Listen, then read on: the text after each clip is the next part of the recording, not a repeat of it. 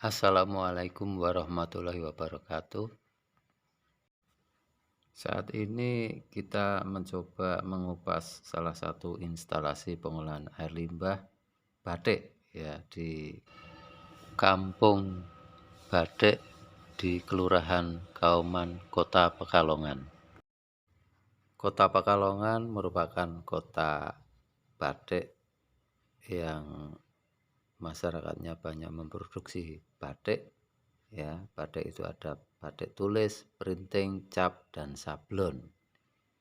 Dari industri tersebut menghasilkan namanya air limbah. Yang limbah itu kalau tidak dikelola bisa mencemari lingkungan.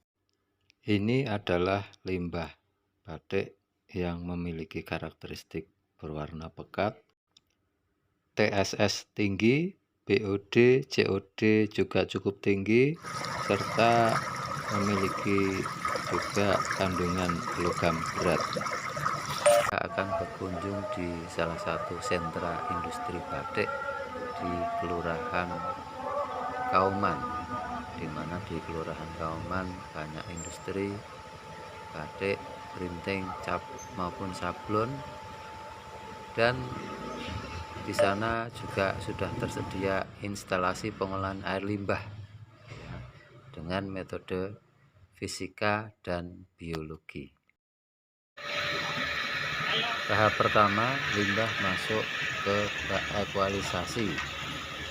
Limbah dari industri kecil dialirkan melalui pipa atau peralon yang tertutup, kemudian masuk ke namanya bak ekualisasi.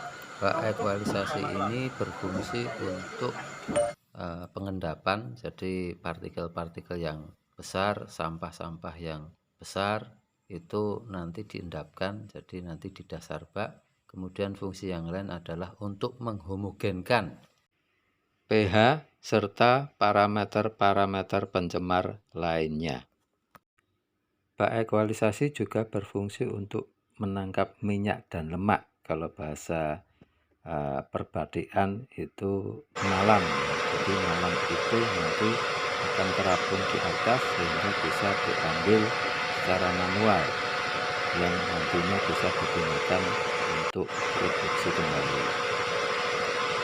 Fungsi bak ekualisasi yang lain adalah bak ekualisasi itu sebagai penampungan awal, yang mana limbah dari bak ekualisasi akan ditarik oleh pompa submersibel ke arah bak aerob sehingga debit itu akan kontinu.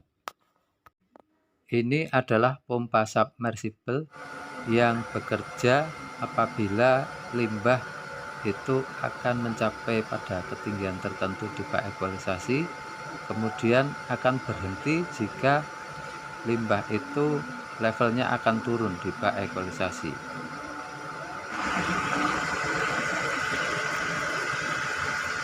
Jumlah pompa ada 2 yang bekerja secara bergantian. Ini adalah aliran limbah masuk ke bak aerob, di mana di dalam bak aerob ini di situ sudah disetting bakteri aerob. Ini banyak gelembung-gelembung udara yang dihasilkan dari aerator.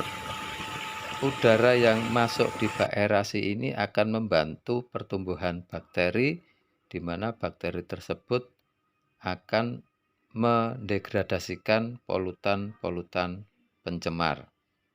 Ini adalah bakteri sebelum di-shading atau dimasukkan di dalam bak aerasi. Bentuknya seperti lumpur, teksturnya lembut dan halus.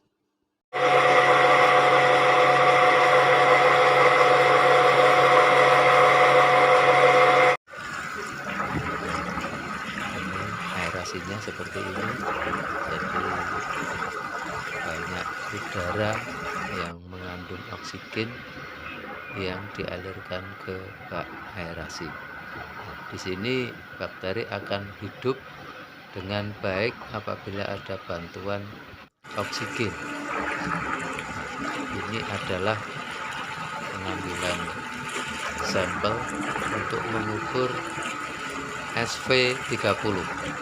SV30 itu diukur dengan cara mengambil limbah 1 liter, kemudian ditampung di bak yang bentuknya sirkuit seperti ini, didiamkan selama 30 menit, kemudian diukur berapa jumlah bakteri yang ada. Bakteri bisa dilihat dari endapan. Jadi kalau endapannya itu sekitar 40%, 50% sampai 60%, berarti kondisi bakteri bisa dikatakan baik. Ini adalah pemberian nutrisi untuk menambah kinerja bakteri. Jenis nutrisi yang digunakan bisa memakai urea, bisa memakai tepung tapioka, dan juga bisa memakai limbah cair dari industri tahu. Setelah limbah diolah di bak aerasi, kemudian dialirkan ke bak pengendapan atau bahasanya adalah bak clarifer. Fungsi dari bak clarifer adalah memisahkan antara limbah yang sudah terolah atau yang sudah tidak jernih dengan padatan atau selat yang isinya bakteri. Bak selanjutnya ini adalah bak clarifer atau pengendapan yang kedua. Jadi prosesnya sama dengan bak clarifer yang pertama. Ini adalah selat atau batatan yang isinya itu adalah bakteri yang dikembalikan dari bak pengendapan ke bak aerasi. Air limbah yang mengalir di bak clarifer atau bak pengendapan kemudian mengalir ke filtrasi. Ini adalah bak tampungan awal sebelum masuk ke filtrasi. Ini yang warna biru adalah bak filtrasi, di mana isinya adalah salah satunya pasir silika. Fungsinya untuk menyempurnakan proses. Cara kerja filtrasi adalah air limbah dari bawah ditarik pakai pompa masuk dari atas. Dari proses filtrasi, air limbah kemudian mengalir ke namanya bak wetland. Seperti ini memang belum ditanami tanaman. Fungsinya sama dengan filtrasi. Ini adalah hasil akhir air limbah. Di bak inilah kita bisa memantau apakah limbah itu layak dibuang ke sungai atau tidak. Kita coba membandingkan limbah sebelum diolah dengan limbah setelah diolah. Ini pengambilan limbah yang belum diolah. Ini pengambilan air limbah yang sudah diolah di titik penaatan atau juga akhir setelah dipal.